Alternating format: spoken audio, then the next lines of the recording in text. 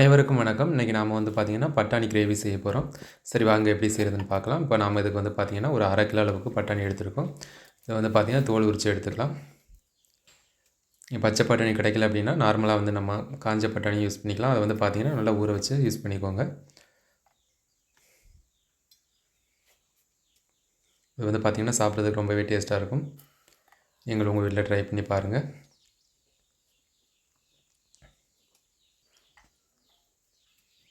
So இப்போ பார்த்திங்கன்னா வந்து பட்டாணி வந்து தயாராகிடுச்சு. இது வந்து பார்த்திங்கன்னா நம்ம தண்ணியில் நல்லா கழுவிட்டு எடுத்துக்கலாம்.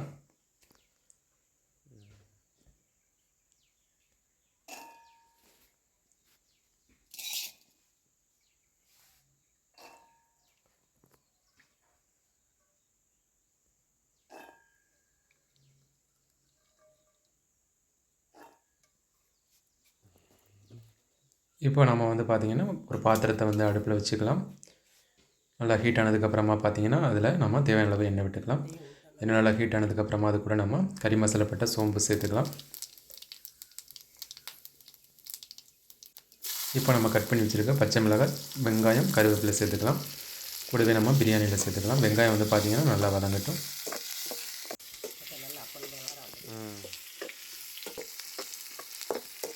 நல்லா பொன்னிறமாக வந்து வர வரைக்கும் வதங்க விடுங்க. ஸோ இப்போ பார்த்திங்கன்னா வெங்காயம் வந்து ஓரளவு வதங்கிடுச்சு. இப்போ நம்ம இது கூட கட் பண்ணி வச்சுருக்க தக்காளி சேர்த்துக்கலாம். கூடவே வந்து பார்த்திங்கன்னா நம்ம தேவையான அளவு உப்பு சேர்த்துக்கலாம்.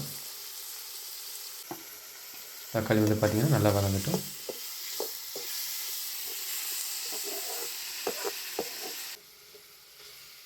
ஸோ இப்போ பார்த்திங்கன்னா தக்காளி வந்து ஓரளவு நல்லா வதங்கி வந்துடுச்சு. இப்போ நம்ம இது கூட தேவையான அளவு மிளகாய்த்தூள், மல்லித்தூள், ஜீரகத்தூள், சோம்புத்தூள் எல்லாம் சேர்த்துக்கலாம். காரம் உங்களுக்கு எந்த அளவுக்கு தேவையோ அந்தளவுக்கு மிளகாய்த்தூள் சேர்த்துக்கோங்க. மசாலா வந்து கொஞ்சம் நேரம் நல்லா வதங்கட்டும். ஸோ இப்போ பார்த்திங்கன்னா மசாலா ஓரளவு வதங்கிடுச்சு. இப்போ நம்ம ரெடி பண்ணி வச்சுருக்க பட்டாணி சேர்த்துக்கலாம். பட்டாணி சேர்த்து நல்லா கலந்து விட்டுக்கோங்க. ஓரளவு நல்லா வதங்கினதுக்கப்புறமா நம்ம அது கூட தேவையான அளவு தண்ணி சேர்த்துக்கலாம். தண்ணி வந்து பார்த்திங்கன்னா நமக்கு கிரேவி எந்த அளவுக்கு தேவையோ அந்தளவுக்கு சேர்த்துக்கலாம். நல்லா கலந்து விட்டுக்கலாம். இப்போ நம்ம இது கூட வந்து பார்த்திங்கன்னா ஒரு 3லேருந்து 4 பல் பூண்டை வந்து நச்சுட்டு அதையும் சேர்த்துக்கலாம்.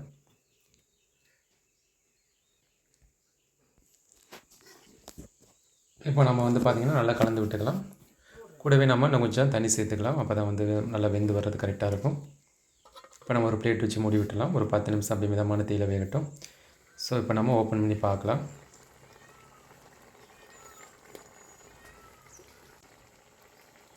பட்டாணி வந்து பார்த்திங்கன்னா ஒரு பாதி அளவுக்கு வெந்திருக்கு. நம்ம அப்படியே அடுப்பில் வந்து விட்டலாம். மிதமான தீயில அப்படியே வேகட்டும். ஸோ இப்போ பார்த்திங்கன்னா கிரேவி வந்து தயாராகிடுச்சு. இப்போ நம்ம இதை வந்து பார்த்திங்கன்னா அடுப்புலேருந்து எடுத்துடலாம்.